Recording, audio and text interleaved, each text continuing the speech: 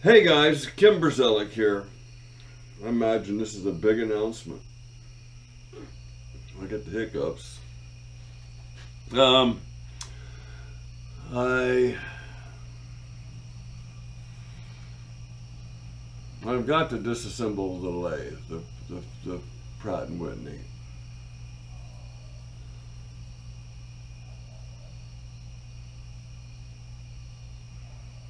At the very least, there's a set screws on the shifting lever that shifts out of forward into reverse on the feed, and I believe that I am now feeling consequences of the lack of tightening those set screws up when I reassembled that. I've known about it the whole time. You got to take the whole damn machine apart again to get to that. I'd like to advance the drive dog for forward a little bit, maybe 50 thousandths. It's not skipping, it's fine without it, but I think fine will last a lot longer if I engage, create a little more engagement. I have the lead screw, or not the lead screw, but the cross slide screw. I put a new nut in there, and I've recently seen a method for putting a new threaded section onto onto that shaft, onto that cross slide screw, because the shaft itself has the Acme threads, and then there's a gear, and then there's some different registers, and so A-Bomb 79 demonstrated last week or so repairing a shaft very similar to mine, and so that's just taking the apron and the saddle off, and that's not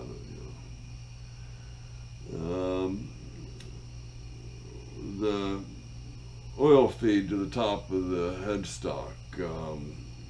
I kind of reconfigured that, and while fiddling around, I pulled the hose out from its home. So like when I received the lathe, like today, oil is not getting pumped to the top of the headstock. Now, there's plenty of oil heading up that way. You run the thing with the lid off, you can see that, but it could be more, should be more probably. So I have this project, this left hand, right hand, this thing that I'm trying to recreate, and I thought, well, I'll finish that, and then I'll break the machine down. And then my son-in-law sent me a video of somebody machining something, and I thought, oh, I gotta have that. And as I was watching that video, I looked over at my machine, and I had most of the setup was already in place. So I've started on that, and I'm going to finish that, and then we're going to disassemble the lathe. So let me show you what I'm making now, and it's just a decorative desk piece.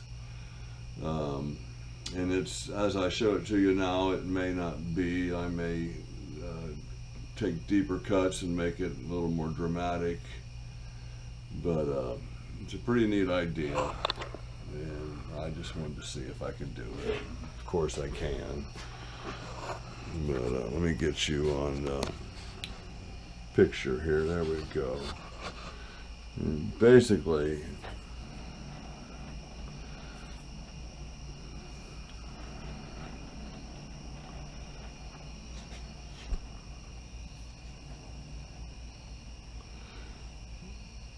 Now I think I'm going to make those lobes a lot smaller in diameter. I think it would be a little more dramatic, and I might make them, I did actually grind the tool. Right now I'm just using my parting blade, and I'm not doing a real good job of consistency in my depth of cut.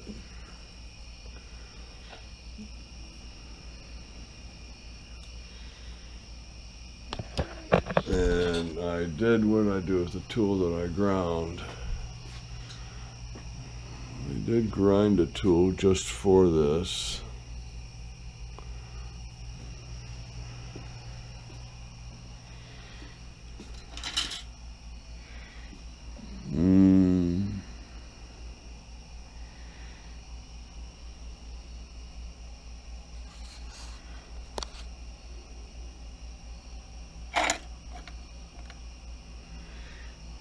Well, I'll have to,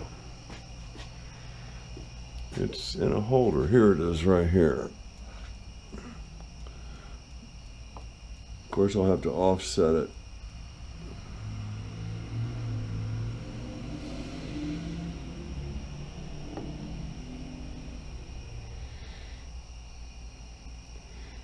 It's not exactly square in the holder, but I can just offset the holder. And that was intended to do these cuts here. So I'll show you a little bit of this, how I'm achieving that. First of all, I have equal divisions marked all the way around my stock. You see the lines, and I have a line on one of my chuck jaws, so I'll turn it till I'm no longer at an interrupted cut, give it another 20 thousandths or so, and then I'll loosen this up, turn it to the next mark, and come back and start on the outside with the interrupted cut till I get to an uninterrupted cut, and give it a couple 10 or 20 thousandths and readjust. Now I may come back and start over on this and make these wider and make the lobes a lot smaller. I believe it would have a more dramatic effect. Also, I have the chuck jaws.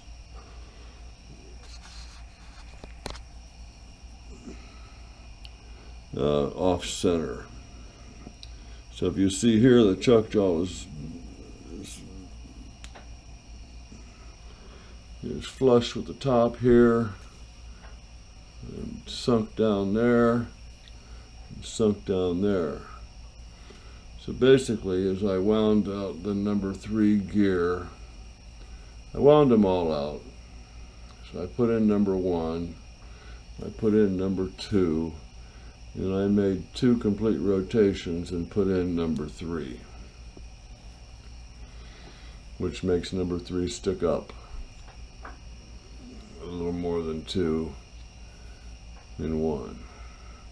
And that gives me my offset. And to show you where my center will fall,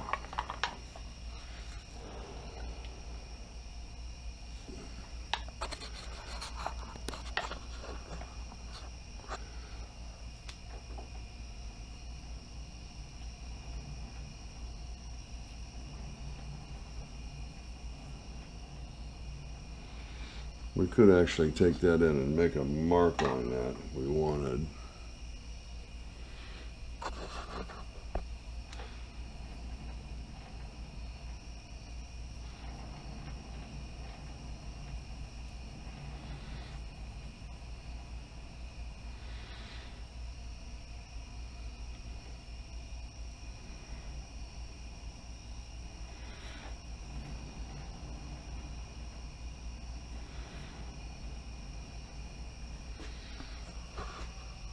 Okay, so that's that. I'm not going to show a whole lot of that machining because it's I mean, I'll show some, but it's just not that exciting.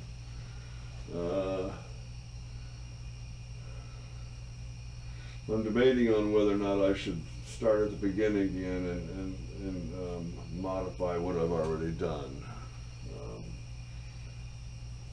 Widen each lobe and make each lobe wider and smaller in diameter. This was just kind of a see if it's going to work kind of thing.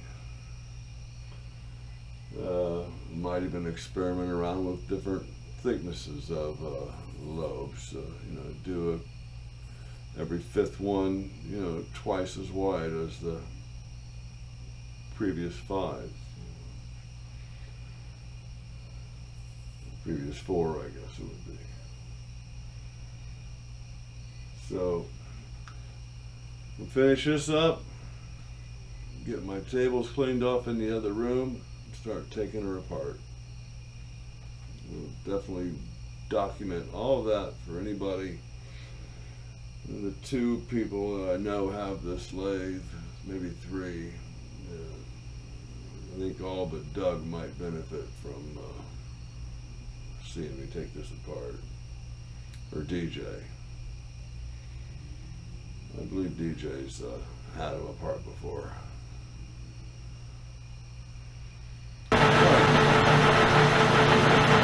Okay, we're going to start from scratch and do a little deeper design.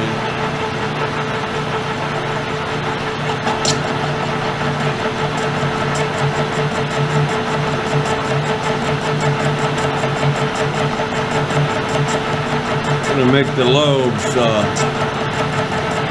at least 50% smaller.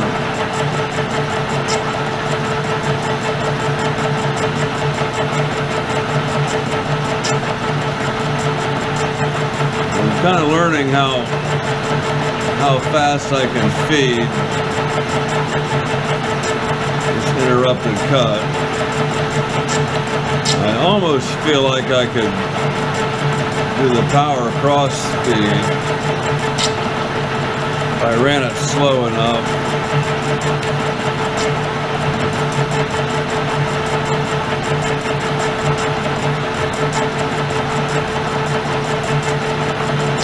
So on the area before this,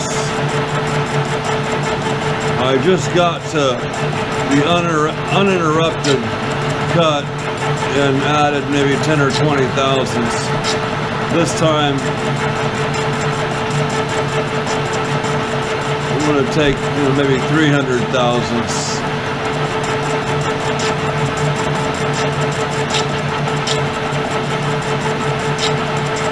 Where it almost looks like it shouldn't be.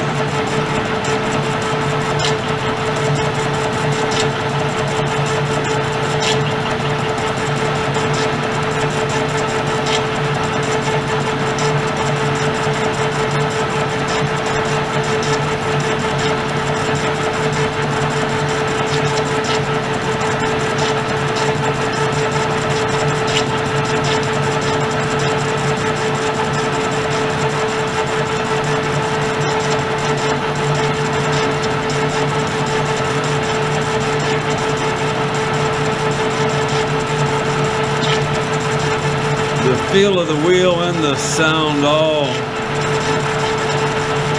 let you know when you're through the interruption, as we are right now.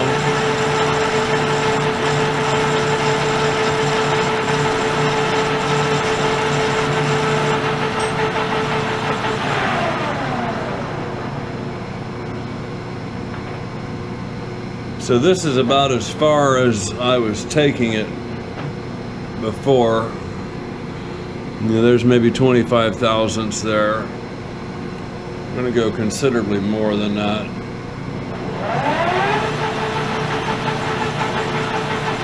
I'm turning it 314 RPMs. Turning it 314 RPMs.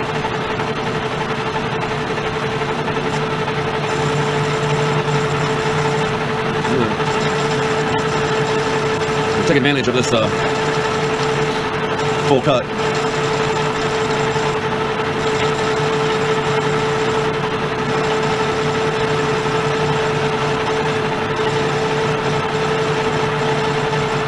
Okay, let's see how big around that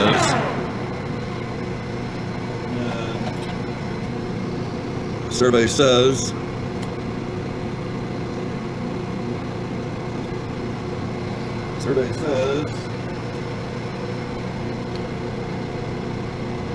we're in the neighborhood of 700 thousandths that diameter. And I want to take even more. See if I can eyeball a half inch.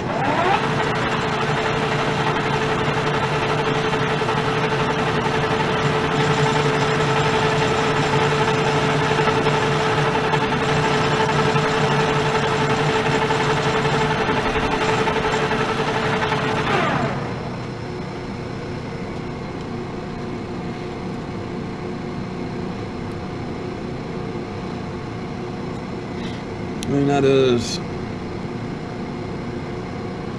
650. Yeah, let's go ahead and do the half inch we're talking about.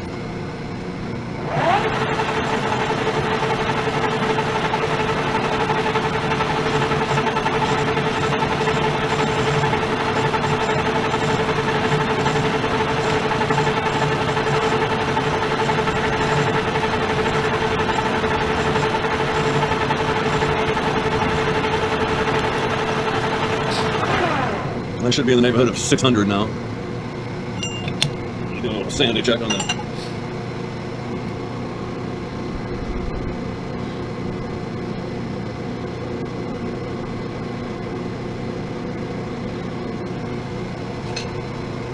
I think that's going to bring me close to 600, 596. I'm going to go with that. So remove you over here.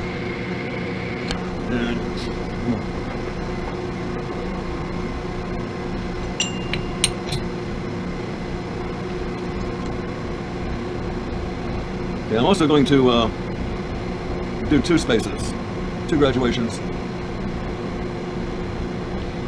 whereas before I was doing 1 graduation. And we're going to try to keep it the width of the cutter. Bring you back here.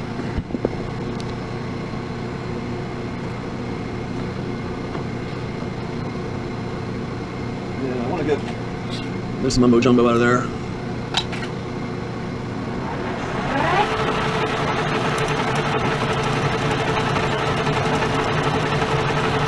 I find here you need to go really slow. It doesn't take much more than this. You can start speeding it up.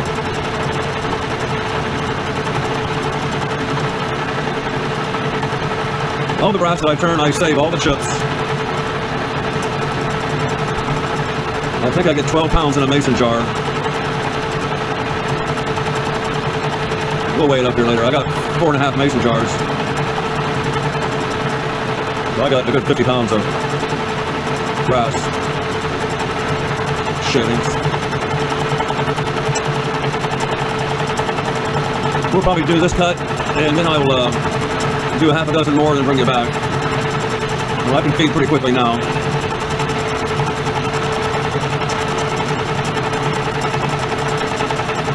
Hopefully this time I can be a little more consistent in the thickness of each load.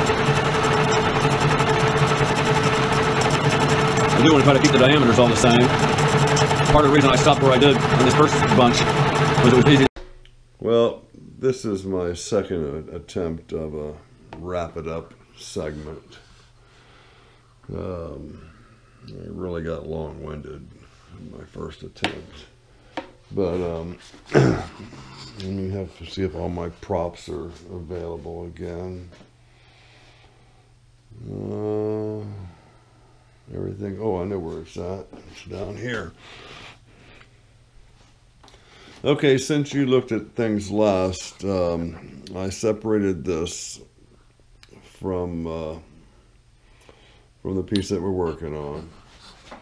And it was, you know, I went slow, trying to, you know, not to use too much pressure, but you know, this is really pretty strong. And I think I got this just about one revolution of the stock. In other words, I think I've turned the stock 360 degrees, one revolution, and I plan on going as far down as I can. The cool factor, I think, the longer it is. I've been extending my lines out past the blue, you know, as that line is accessible. So my lines were only in the blue. You know, I'll have to lose a little diameter to clean this up. So, yeah, I got it down to, if I'm on a roll, I can do 10 minutes. It's 10 to 15 minutes. This one here, I turned 1-inch lobes. I rotated my stock a 1/4 inch every lobe.